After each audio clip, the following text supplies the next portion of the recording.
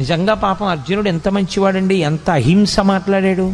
యుద్ధం జరగకుండా ఎందుకు ఇవన్నీ, హాయిగా నాకు ఏ రాజ్యం వద్దు, ఏ విజయం వద్దు అన్నాడు. ఎంత మంచి మాట మాట్లాడాడండి అర్జునుడు, ఎంత చక్కటి వాడండి అని మనకు అనిపిస్తుంది. కానీ ఈ మాటలు చెప్పి ఇంకొంచెం ముందుకు వెళ్ళిపోయాడు. ఇంకొక ఆశ్చర్యకరమైన మాట అన్నాడు. నేను వీళ్ళందరినీ చంపేస్తే ఇక లోకంలో నా బంధువులన్న వాళ్ళు మగవాళ్ళు ఎవరు మిగలరు, అప్పుడు ఆడవాళ్ళు ఒక్కళ్ళే మిగులుతారు.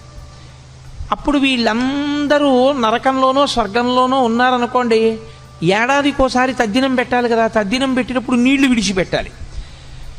అప్పుడు వీళ్ళకి నీళ్లు విడిచిపెట్టడానికి ఉత్తరాధికారులు లేరి, నేను చంపేస్తున్నాను కదా, కొడుకులతో సహా చంపేస్తున్నాను, చంపేస్తే ఇంకా తద్దినం పెట్టడానికి మనుషులు లేరు. లేకపోతే ఆ పితృదేవతలు ఎవరైతే ఉన్నారో పతంతి పితరో హ్యేషాం లుప్త పిండోదక క్రియా, వాళ్ళకి పిండ ఉదక క్రియలు ఉండవు. అంటే పిండం పెట్టేవాడు ఉండడు, నీళ్లు విడిచిపెట్టేవాడు ఉండడు. లుప్త పిండోదక క్రియా, ఈ రెండూ లేకపోవడం వల్ల పతంతి పితరో హ్యేషాం, పైలోకానికి వెళ్ళినటువంటి నా పితృదేవతలు మళ్ళీ కింద పడిపోతారు. పైగా ఎప్పుడైతే పురుషుల యొక్క రక్షణ లేదో వీళ్ళందరూ మరణిస్తే వీళ్ళ భార్యలందరినీ పరజాతుల వాళ్ళు వచ్చి భార్యలుగా స్వీకరిస్తారు. ఇప్పుడు వాళ్ళ వలన సంతానం వీళ్ళకి కలుగుతుంది. క్షేత్రములు మిగిలిపోయి బీజములు లేవు కాబట్టి ఇప్పుడు కుల సంకరం ఏర్పడుతుంది, వర్ణ సంకరం ఏర్పడుతుంది, జాతులన్నీ కూడా కలగాపలగం అయిపోతాయి. ఇటువంటి ఆధార్మికమైనటువంటి వ్యవస్థ ఏర్పడడానికి నేను యుద్ధం చేయడం అవుతుంది. కాబట్టి కృష్ణ, నేను యుద్ధం చెయ్య. మీకు ఇది పైకి చూడడానికి ఎలా ఉంటుందంటే, అయ్య బాబోయ్ అర్జునుడు ఎంత శక్తివంతంగా మాట్లాడాడు, ఎంత గొప్పగా మాట్లాడాడు మహానుభావుడు, ఎంత చక్కటి మాటలు మాట్లాడాడు. నిజంగా అర్జునుడు చెప్పిన మాట కృష్ణుడు విని అర్జునుడిని వెంటనే రథం ఇచ్చి వెనక్కి పంపించేసి ఉంటే కురుక్షేత్ర సంగ్రామం జరగకపోతే అంత నెత్తురు వరదలై పారదుగా, అంతమంది చచ్చిపోరుగా, ప్రశాంతంగా ఉంటుందిగా. మరి ఎందుకు కృష్ణ పరమాత్మ అంతగా పట్టుపట్టి మరీ కురుక్షేత్ర యుద్ధం చేయించినట్టు, ఎందుకంత బోధ చేసినట్లు, ఆయన ఎందుకు మాట్లాడినట్లు? అర్జునుడు మాట్లాడిన దాంట్లో వచ్చిన నష్టం ఏమిటి ఆయన మాట్లాడిన తప్పు అని మనకు అనిపిస్తుంది. అర్జునునికి కలిగినటువంటి విషాదము యోగమైంది భగవద్గీతలో. అందుకే అర్జున విషాద యోగము అని పిలిచారు. యోగ అంటే భగవద్గీతలో కృష్ణ భగవానుడే చెప్పాడు, యోగ కర్మసు కౌశలం. కర్మసు కౌశలం అంటే చేయవలసినటువంటి పనిని కౌశలముతో, అంటే శాస్త్రవిహితముగా, ప్రతిఫలాపేక్షారహితముగా, కర్తవ్యతా బుద్ధితో చేసినటువంటి వాడెవడో వాడు కౌశలముతో చేసినవాడు. తాను చెయ్యవలసినది ఒకటి ఉంటుంది లోకంలో, శాస్త్రము చేత విధింపబడినది. శాస్త్రము ఏది చెయ్యాలని విధించిందో అది చెయ్యడమే తన యొక్క కర్తవ్యము.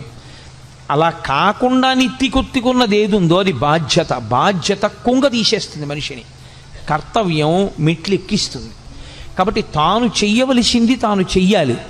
క్షత్రియుడిని అంతఃపురాలు ఇచ్చారు, రాజభోగాలు ఇచ్చారు, పరిపాలన చెయ్యమని ఇచ్చారు. దేని కొరకు? క్షత్రియుడు మంచం మీద చచ్చిపోవడం అత్యంత హేయమైన విషయంగా చూసింది శాస్త్రం. ఆనాటికి ఉన్నటువంటి వ్యవస్థ అటువంటిది. ఆయన 10 మందిని రక్షించాలి.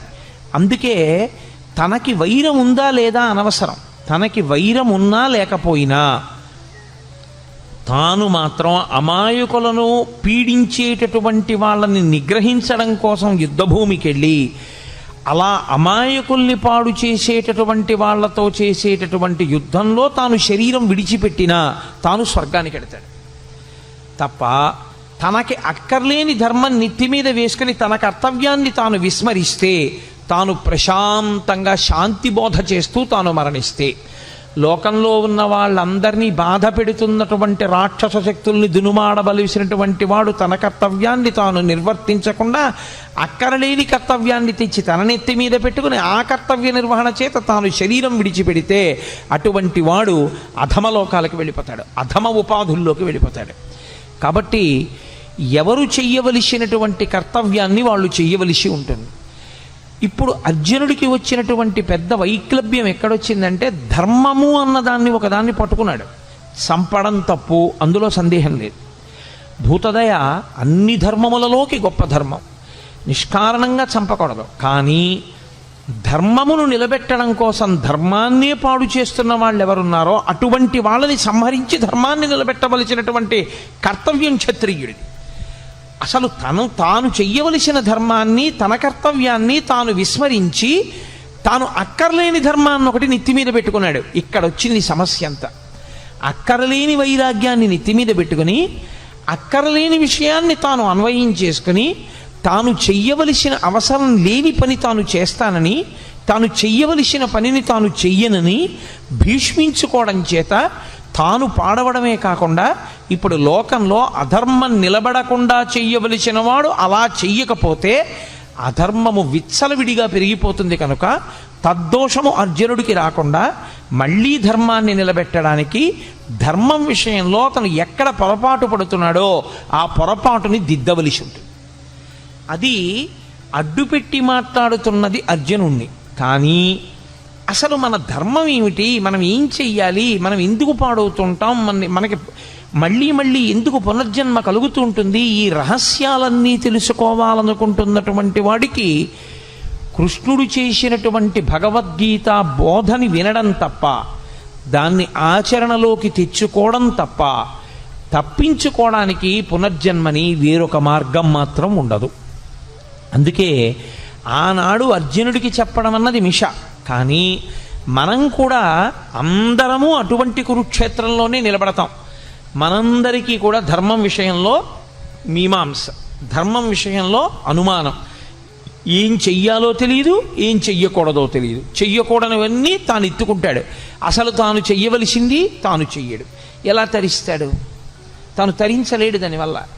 అందుకని నీవేది చెయ్యాలో తెలుసుకుని నువ్వు అది చెయ్యడంలో నువ్వు నైపుణ్యాన్ని సాధించాలంటే, అటువంటి కౌశలమును నువ్వు పొందాలంటే, ఆ కౌశలము చేత నువ్వు యోగమును పొందాలంటే అనేన యుజ్యతే ఇతి యోగః అంటాడు పతంజలి.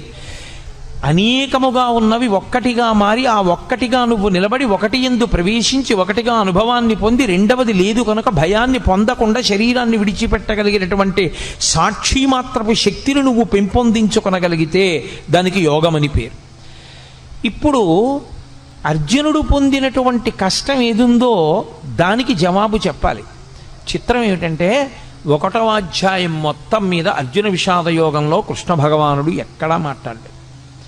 ఎందుచేత అంటే ఎవడికి ధర్మం విషయంలో అనుమానం ఉందో, ఎవడు పొరపాటు జీవితం గడుపుతున్నాడో, ఎవడు ఈ అయోమయంలో ఉన్నాడో వాణ్ణి ముందు తనకున్న అయోమయం అంతా మాట్లాడినివ్వాలి. అందుకని ముందే నోరు నొక్కేశారనుకోండి, అసలు నన్ను చెప్పనిస్తే కదండి అంటాడు. అందుకని ముందు మాట్లాడినివ్వాలి. ఎంత మాట్లాడతాడో అంతా మాట్లాడనిచ్చి అప్పుడు తాను మాట్లాడాలి ఆచార్యుడు. అందుకే 2వ అధ్యాయం వచ్చేంత వరకు అసలు కృష్ణ భగవానుడు నోరు విప్పలేదు. మనం డాక్టర్ గారి దగ్గరికి వెడతాం. డాక్టర్ గారి దగ్గరికి వెడితే డాక్టర్ గారు మనకున్నటువంటి అనారోగ్యాన్ని అడుగుతాడు. మనకేం తెలుసు అంటే దేని మూలంగా రోగం వచ్చిందో మనకి తెలియదు, వచ్చిన రోగం వల్ల మనం పడుతున్న బాధ ఒకటే మనకి తెలుసు. మనమేం చెప్పగలం? మన బాధ ఒకటే చెప్పగలం డాక్టర్ గారికి. ఏమిటో డాక్టర్ గారు సాయంకాలం అయ్యేటప్పటికి జ్వరం వచ్చేస్తుందండి, పొద్దున్న తిన్నది జీర్ణం అవుతుంది, రాత్రి 7 గంటలు 6 దాటిందంటే ఇంకా ఒళ్ళు వేడెక్కుతుంది, ఏది తిన్నా జీర్ణం అవ్వదు, సరికదా వాంతి అయిపోతుందండి, రాత్రిపూటే ఉంటుంది. వీడు బాధ ఒకటే చెప్తూ ఉంటాడు. వింటూ డాక్టర్ గారు ఏం ఆలోచిస్తాడంటే వీడికి సాయంకాలం 6 అయ్యేటప్పటికి జ్వరాన్ని కల్పించగలిగినటువంటి సూక్ష్మాంగ జీవి ఏది ప్రవేశించి ఉంటుంది, దాని వలన వీడిలో ఏ రకమైనటువంటి జ్వరం ప్రకోపించి వీడికి జీర్ణం కాకుండా ఆహారం బయటికి వెళ్ళిపోతుంది. ఇప్పుడు మందు దేనికి వెయ్యాలంటే మూలానికి వెయ్యాలి. ఏ సూక్ష్మక్రిమి శరీరంలో ప్రవేశించడం చేత అతనికి సాయంకాలం జ్వరం వచ్చి తిన్న పదార్థం జీర్ణం కాకుండా వాంతవుతుందో ఆ సూక్ష్మక్రిమి మీద అతను ఔషధాన్ని ఇవ్వాలి. అంతేకాని వాంతి అయిపోకుండా ఏం చేయాలో లవంగమొక నవలాలో ఏలక్కాయ నవలాలో చెప్పడానికి అతని భార్య చాలు, పక్కింట్లో ఉన్నవాళ్లే చాలు, డాక్టర్ గారు అక్కర్లేదు దానికి. డాక్టర్ గారు చెప్పవలసింది మూలాన్ని ఛేదించాలి. అర్జునుడు మాట్లాడితే అర్జునుడు మాట్లాడిన మాటల వెనక ఛేదింపబడవలసినటువంటి మూలాల్ని కృష్ణ పరమాత్మ పట్టుకున్నాడు. ఇది అందుకే భవద్భీషిణి అయింది. గీతకి భవద్భీషిణి అని పేరు ఉండడానికి కారణం అదే. సంసారము అంటేనే అయోమయం, సంసారం అంటేనే రాగద్వేషములు. మీరు కొంచెం జాగ్రత్తగా పట్టుకోగలిగితే సంసారమునకు మారు పేరే రాగద్వేషములు. రాగము ద్వేషము ఈ రెండు ఎప్పుడు ఉంటాయి? ఇంకొకడు ఉంటే కదండి. ఇప్పుడు నాకన్నా ఇంకొకడు ఉన్నాడు అనుకోండి, అప్పుడు నేను వాడిని ప్రేమిస్తే రాగం, నాకు వాడి మీద సంతోషంగా ఉండి వాడిని నేను అభిమానిస్తే నాకు వాడి మీద రాగం ఉన్నది. నేను వాడి మీద కోపం పెట్టుకుంటే నాకు ద్వేషం ఉన్నది. అసలు రెండవది లేదు ప్రపంచంలో, ఒక్కటే ఉన్నది. రాగమునకు కానీ ద్వేషమునకు కానీ ఏమైనా కారణం ఉందా? ఇంకో వస్తువు లేదు, ఉన్నదొక్కటే, పరబ్రహ్మం ఒక్కటే ఉంది. ఆ ఉన్న ఒక్క పరబ్రహ్మము ఎలా ఉన్నది? ఇన్నిగా కనపడుతున్నా కాదురా, ఇన్ని యథార్థమునకు ఉన్నదొక్కటే. అన్ని నగలుగా కనపడుతున్నా ఉన్నదొక్క బంగారమైనట్టు, అనేక కుండలుగా కనపడుతున్నా ఉన్నదొక్క మన్నైనట్టు, అనేక కడవలలో పోసిన ఉన్నది ఆ ఆవు పాలైనట్టు, అనేకమైన ఆవులున్నా అన్నిటి యొక్క పాలలో ఉన్న ధర్మము ఒక్కటైనట్టు, మనకి ఉన్నది ఒక్కటే పదార్థము అని తెలిసిందనుకోండి, ఇప్పుడు ప్రేమించడానికి లేదు, ద్వేషించడానికి లేదు. కాబట్టి ఇప్పుడు అర్జునుడికి రాగము పుట్టింది, ద్వేషము పుట్టింది. ద్వేషం ఎవరి మీద పుట్టిందంటే తన మీదే పుట్టింది. అయ్యో నేను వీళ్ళని చంపేస్తాను, వీళ్ళని చంపేస్తే ఇదిగో వీళ్ళందరూ పాడైపోతారు, వీళ్ళందరూ పాడైపోతారు. వాళ్ళ మీద ఒక పిచ్చి రాగం పట్టుకుంది, వాళ్ళ మీద ఒక పిచ్చి ప్రేమ, అర్థం లేని ప్రేమ పట్టుకుంది. కాబట్టి నేను వీళ్ళని చంపను. ఈ రాగద్వేషములనేటటువంటివి ఏర్పడడానికి కారణము రెండవ వస్తువు ఉండడం. ఇప్పుడు ఈ రెండవ వస్తువు ఉన్నది అనేటటువంటిది ఏదో, దానినే మోహము అని పిలుస్తారు శాస్త్రంలో. అజ్ఞానావస్థ, అవిద్య, దాని చేత వచ్చినటువంటి అయోమయావస్థ. ఈ అయోమయం పోవాలి అంటే గురుబోధ వినా మార్గం ఉండదు. కాబట్టి ఇప్పుడు కృష్ణుడు గురువుగా నిలబడి మాట్లాడాలి. అందుకు ఆయన మాట్లాడుతున్నాడు. ఇప్పుడు కృష్ణుడు మాట్లాడితే ఏమవుతుంది? అర్జునుడికి ఏ మోహము తనకున్నదని తనకి తెలియదో అది పోయిందని తెలుస్తుంది. తనకి ఉన్నప్పుడు ఇది ఉంది, అందుకు ఇలాంటి ఆలోచనలు వచ్చాయని తెలియదు. పోయి మళ్ళీ తనకి ధర్మం తెలిసిపోయాక తనకేం పోయిందో తెలుస్తుంది. అందుకే గీత అంతా అయిపోయిన తర్వాత నీకేమర్థమైంది అని అడిగాడు. నాకు భగవద్గీత అర్థమైందని చెప్పలేదు. నష్టో మోహ స్మృతిర్లబ్ధ. నేను ఏ మోహము, ఏ అజ్ఞానము, ఏ అవిద్య నన్ను పట్టుకుందో అది పోయింది. నాకు ఏది పూర్వం తెలిసి ఉన్నదో అది ఇప్పుడు మళ్ళీ నాకు తెలిసి వచ్చింది. అంటే జ్ఞానము మీద కమ్ముకున్నటువంటి మేఘములు ఎగిరిపోయాయి. ఈ స్థితి మళ్ళీ నువ్వు బోధించడం చేత నాకు కుదిరింది. అందుకని ఇప్పుడు అర్జునుడు అవధి లేనటువంటి అజ్ఞానంతో మాట్లాడేశాడు. మాట్లాడి మాట్లాడి మాట్లాడి మాట్లాడి తనే పెంచేసుకున్నటువంటి బెంగ ఇదంతా. ఇది చాలా చిత్రమైనటువంటి లక్షణం. సాగిపోయినంత కాలం బాగుంటుంది. ఏదైనా ఒక సమస్య వచ్చేసిందనుకోండి, ఆ సమస్య వచ్చేటప్పటికీ తానుగా నిలబడి కర్మఫలాన్ని అనుభవించేసేయగలిగినటువంటి శక్తి అందరి యందు ఉండడం సాధ్యమయ్యే విషయం కాదు. చాలా చాలా కష్టం. అక్కడికి వచ్చేటప్పటికీ గిజగిజగిజలాడిపోయి ఖచ్చితంగా ద్వైతీభావంలోకి వెళ్ళిపోతాడు. వాడు నేను రెండు భావాలు వస్తాయి. అభిమానము చేత కానీ ద్వేషము చేత కానీ వచ్చేస్తుంది. అది ఈ వచ్చినప్పుడు మాట్లాడటమే చాలా కష్టం. అక్కడ ఆ భావనల నుంచి శిష్యుణ్ణి పైకెత్తి స్వధర్మం దగ్గర నిలబెట్టాలి. మళ్ళీ ఏది ధర్మమో దాని యందు నిలబెట్టాలి. అది నిలబెడుతున్నాడు ఆయన. ఇప్పుడు ఆయన నిలబెట్టడంలో ఒక్క అర్జునుడు కాదు అలా నిలబడేది. గీత చదువుకుంటున్న వాళ్ళందరూ అటువంటి ధర్మక్షేత్రంలో, అటువంటి కురుక్షేత్రంలో నిలబడ్డవాళ్ళే. మనం అందరం కూడా రాగము ద్వేషము ప్రతి క్షణం. చిత్రం ఏమిటంటే రాగము శాశ్వతముగాను ఉండదు, ద్వేషము శాశ్వతముగాను ఉండదు. ఒకప్పుడు మీరు అపారమైన రాగముతో ఉన్న వ్యక్తి మీరు అపారముగా ద్వేషించే వ్యక్తి. మీరు అపారముగా ద్వేషించే వ్యక్తి, మీరు అపారముగా ప్రేమించే వ్యక్తి మారిపోతుంటుంది. ఇప్పుడు రాగము ద్వేషము మారడానికి వ్యక్తియా కారణము, మనస్సా కారణము? ఏది తనకి అనుకూలమో అది జరగకపోవడం చేత ద్వేషం వచ్చింది, ఏది తనకి అనుకూలము కాదో అది జరగడం వల్ల ద్వేషం వచ్చింది. ఇప్పుడు ఈ రాగద్వేషములు రెండూ పోవడానికి అవిద్య పోవాలి. ఈ అవిద్య పోవాలి అంటే అది గురువుగారు మాట్లాడితే తప్ప శిష్యుడికి పోదు. కాబట్టి ఇప్పుడు ఏం చేస్తాడంటే, అవిద్యలో విడుతున్నవాడు విశేషమైన చిత్తభ్రాంతికి, చిత్తమాలిన్యానికి, భయానికి లోనైపోతాడు. ఈ భయానికి అంతుండదు. ఇంకా ఎంత భయంతోటో వెర్రిముర్రి ఆలోచనలన్నీ పెరిగిపోతుంటాయి. ఈ పెరిగిపోతూ వెళ్ళిపోతూ ఉండడం అనేటటువంటిది అర్జునుడి విషయంలో ఎక్కడ వరకు వెళ్ళిపోయిందంటే, అదిగో పైనుంచి పితృదేవతలు పడిపోతారు, వాళ్ళకి పిండాలుండవు, ఉదక క్రియలుండవు.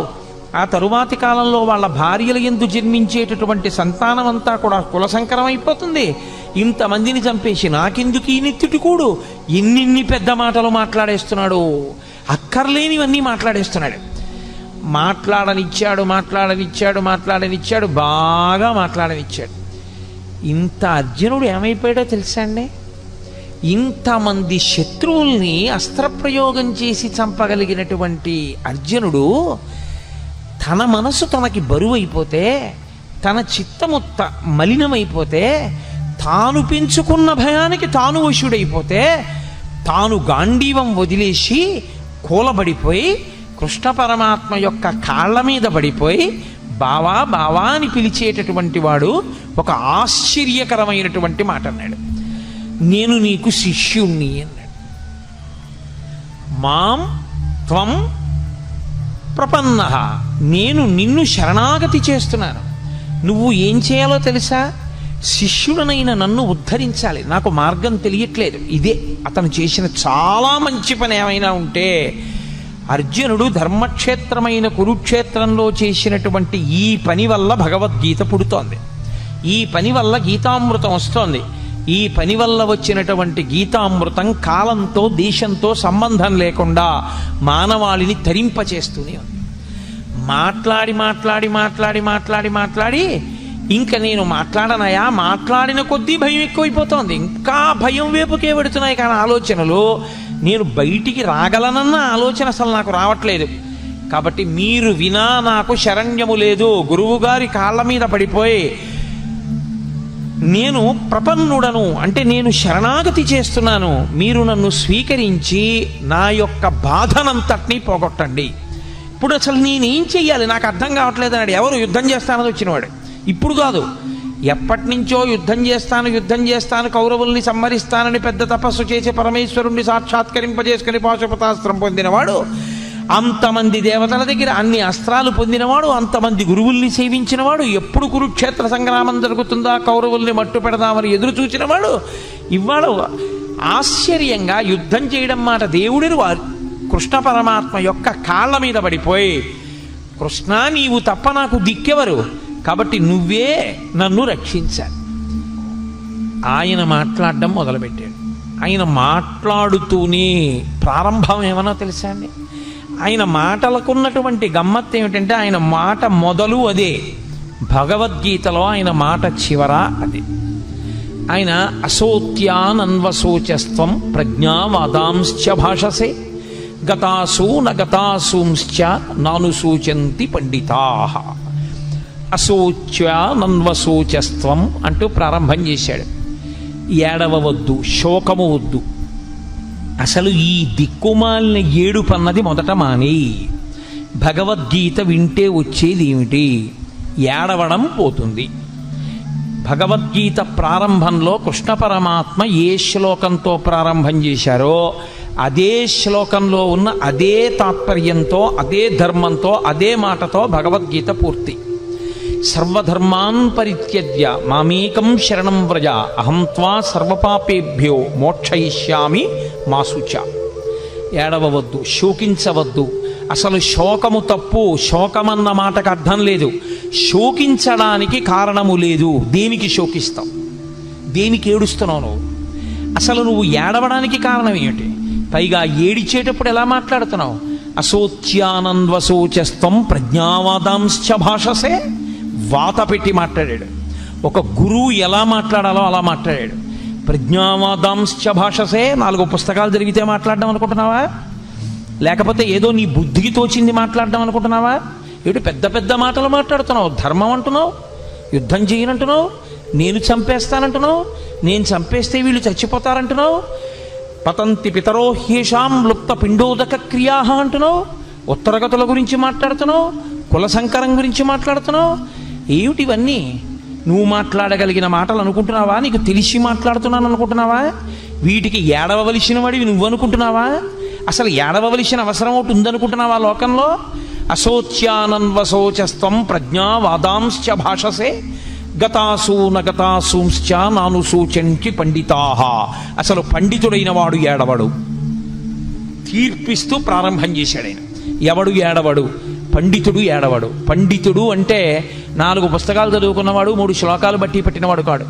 పండాహ అంటే ఆత్మజ్ఞానమున్నవాడు. అందుకే పోతన గారికి సహజ పండితుడని పేరు. ఆయన మహానుభావుడు. అందుకే శ్రీకైవల్య పదంబు చేరుటకునై చింతించదన్ లోకరక్షయికారంభకు భక్తపాలన కళా సంరంభకున్ దానవోద్రేక స్తంభకు కేళిలోల విలస దృగ్జాల సంభూత నానా కంజాత భవాండ కుంభకు మహానందాంగనా ఢింబకున్నని చెప్పుకున్నాడు.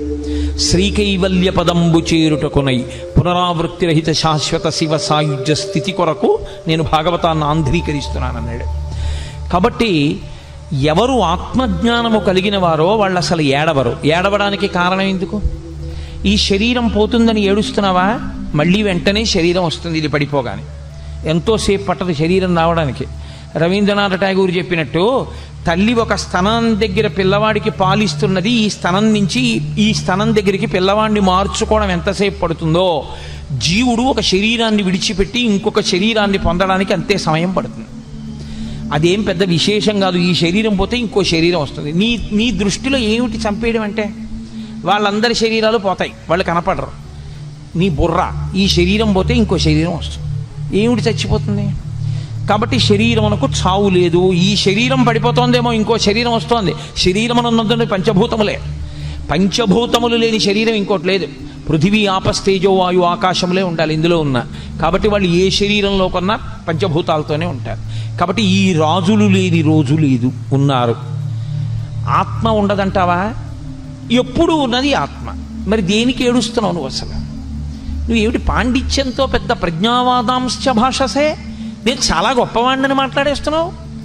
వీళ్ళందరూ చచ్చిపోతారంటున్నావు, నేను చచ్చిపోతానంటున్నావు, వీళ్ళందరూ ఏమిటో పడిపోతారంటున్నావు. ఎవరు చచ్చిపోతారు? నేను మీతో మనవి చేశా, వైద్యుడు మూలానికి మందిచ్చినట్టు మూలానికి మందిస్తూ ప్రారంభం చేశాడు. అంత గంభీరంగా ఉంటుంది గురువు గారి కంఠం. అంటే గురువాణి అంటే సింహస్వప్నము. మిగిలిన పిట్టలు కుయ్యచ్చు, కాకులు కుయ్యచ్చు, పందులు అరవచ్చు, పిల్లులు అరవచ్చు. అరణ్యంలో ఏ జంతువు భయపడదు. సింహం బయటికి వచ్చి అరిచిన తరువాత అరవగలిగిన జంతువు ఉండదు, వెళ్ళిపోవలసిందే ఎక్కడికైనా, తప్ప ఇక నిలబడవు. ఆచార్యుడు వచ్చి మాట్లాడిన తర్వాత మాట్లాడగలిగిన సమర్థత ఉన్నవాడు ఇంకొకడు ఉండడు. ఆచార్యులకు ఆచార్యుడు జగద్గురువు అయినటువంటి శ్రీకృష్ణ భగవానుడు వచ్చి మాట్లాడిన తర్వాత ఇక మాట్లాడడానికి ఏముండదు. అందుకే అంత గంభీరంగా ప్రారంభం చేశాడు. అశోత్యానన్వశోచస్త్వం ప్రజ్ఞావాదాంశ్చ భాషసే గతాసూ నగతాసూంశ్చ నానుసూచంతి పండితాహ. ఏడవరయా పండితులైనటువంటి వాళ్ళు ఏడవడానికి లేదసలు. అశోచ్యానన్వశోచస్త్వం, ఏడవడానికి కారణము లేదని తెలుసుకో. అంటే నేను మీతో మనవి చేశా, ఎక్కడికి వెళ్ళాడు? రాగము ద్వేషము ఈ రెండో పదార్థం ఉంటేనే. అసలు రెండవ పదార్థము లేదు, ఉన్నది ఒకటే పదార్థమైనప్పుడు ఆ పదార్థములకు రాగము లేదు, ద్వేషము లేదు. ఏడుపెందుకు నీకు? దేనికి ఏడుస్తున్నావు? ఏ కారణానికి ఏడుస్తున్నావు? ఉలిక్కి పడ్డాడు ఇంత అర్జునుడు. అక్కడి నుంచి వెళ్ళిందండి భగవద్గీత. ఎన్ని ధర్మములు, ఎన్ని విషయములు, ఎన్ని గుణములు, ఎన్నిటిని బోధ చేశాడో. అందుకనది యోగమైంది. అర్జున విషాదము యోగం ఎందుకైందంటే ఆ విషాదము ధర్మ సంబంధమైనది. తనకి అక్కరలేని ధర్మాన్ని పట్టుకున్నా అయ్యో నేను వీళ్ళని చంపకూడదు అన్న ఒక మాటతో ప్రారంభం చేశాడు. కానీ అర్జునుడు చంపడం ఎంత ధర్మమో అలా చంపకపోతే ధర్మం ఎందుకు నిలబడదు? ధర్మము యొక్క స్వరూపం అంటే ఎలా ఉంటుందో అంత అద్భుతంగా మాట్లాడాడు కృష్ణ పరమాత్మ. అలా మాట్లాడితే వచ్చినటువంటి స్వరూపమే గీతాస్వరూపము. సరే, నేను చేసేది 7 రోజుల ప్రసంగాలే కాబట్టి విహంగ వీక్షణంగా గీత యొక్క వైభవాన్ని ఆవిష్కరించడానికి ఇవాళ ప్రారంభోపన్యాసంగా గీతావిర్భావం గురించి 4 మాటలు చెప్పాను. కురుక్షేత్రంలో యుద్ధభూమిలో నిలబడినటువంటి అర్జునుడు అటువంటి ధర్మక్షేత్రమునందు ధర్మమునందు వైక్లభ్యమును పొందాడు. తాను ఏ విహిత కార్యమును చేయవలసి ఉంటుందో, తన కర్తవ్యమేదో ఆ కర్తవ్యమును విస్మరించి దాని స్థానంలో ఆ సమయమునందు తనకి అక్కరలేనటువంటి భూతదయ అనేటటువంటి గుణాన్ని తీసుకుని అక్కరలేని విషాదానికి లోనైనటువంటి కారణం చేత అక్కడ మళ్ళీ ధర్మాన్ని పునర్వ్యవస్థీకరించి స్థాపించి అర్జునుడికి కలిగినటువంటి మోహబుద్ధిని పోగొట్టి ఆయనని కర్తవ్యమునందు సుముఖుణ్ణి చెయ్యడానికి మహానుభావుడైనటువంటి కృష్ణ పరమాత్మ జగదాచార్యుడిగా ప్రారంభం చేసినటువంటి ప్రసంగంతో నిన్నటి రోజున ఒక ప్రారంభోపన్యాసం చేసి ఉన్నాను. ఆయన అశోచ్యానన్వశోచస్వం ప్రజ్ఞావాదాంశ్చ భాషసే అంటూ మొదలుపెట్టాడు. శోకించడానికి కారణం లేదు, అసలు నీవు శోకించవద్దు. ఇది సనాతన ధర్మమునందు ఒక అత్యద్భుతమైనటువంటి ప్రతిపాదన. నీవు అమృతస్వరూపుడవు, ఆనందస్వరూపుడవు, కాబట్టి అసలు నువ్వు విచారించడానికి కారణం లేదు, నువ్వు ఏడవడానికి కారణం లేదు. ఏడవడానికి కారణం లేకపోయినా ఏడవడానికి కారణాన్ని నువ్వు తెచ్చుకోవడానికి కారణం అవిద్య, అజ్ఞానము. రెండవ వస్తువు ఒకటి ఉన్నది అన్న భ్రాంతి చేత అది వెళ్ళిపోతుందేమోనని ఒక బాధ, దాని యందు ఉన్న రాగము చేత, దాని యందు ఉన్నటువంటి అభిమానము చేత అది వెళ్ళిపోతే తట్టుకోలేని పరిస్థితి. రెండవది ఒక్కొక్క వస్తువు ఎందున్నటువంటి ద్వేషము, ఆ ద్వేషము చేత అది ఉండిపోయిందనేటటువంటి బాధ. రెండూ బాధకి కారణములే. అతిగా ప్రేమించిన చోట ఆ వస్తువు ఉండదేమోనని బాధ, అతిగా ద్వేషించిన వస్తువు ఉండిపోయింది అని బాధ.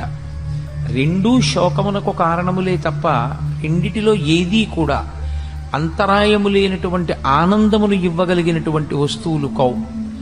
అందుకే అశోచ్యానన్వశోచస్వం ప్రజ్ఞావాదాంశ్చ భాషసే. శోకించవలసినటువంటి స్థితి, శోకించడానికి కారణము లేని చోట శోకమునకు కారణాన్ని వెతుక్కుని ఏడుస్తున్నావు నువ్వు అంటూ ఆయన ఒక అత్యద్భుతమైన మాట అంటారు అర్జునుడితోటి. నేను ఒక వరుసక్రమంలో ఏమీ ఆ శ్లోకాలని స్పృశించడం లేదు, నేను 7 రోజుల ప్రసంగం కాబట్టి ఒక విహంగ వీక్షణంగా మాట్లాడుతున్నాను. క్షుద్రం హృదయ దౌర్బల్యం త్యక్తోత్తిష్ట పరంతప అంటారు. పరంతప అని పిలిచారు. పరంతప అంటే శత్రువులను దునుమాడగలిగినటువంటి వాడా, శత్రువులను తపింప చెయ్యగలిగినటువంటి వాడా, అంతటి సమర్థత కలిగినటువంటి వాడా. ఎంతమంది శత్రువుల్ని! అర్జునుడికి యుద్ధరంగంలో నిలబడేటటువంటి వాళ్ళు వ్యతిరేకంగా 3 లోకములే వచ్చి నిలబడిన, దేవతా సమూహములే వచ్చి నిలబడిన, దేవేంద్రుడే వచ్చి నిలబడిన ఆయన ముందు నిలబడలేరు. అటువంటి శక్తి పొందినవాడు పుట్టిన తరువాత కాదు, పుట్టక ముందు. పుట్టక ముందు ఈ శక్తి ఎలా వచ్చిందండి? శరీరం ఉంటే కదా శక్తి. అసలు శరీరం రాకముందు ఈ శక్తి ఎలా వచ్చింది అని మీకు అనుమానం రావచ్చు.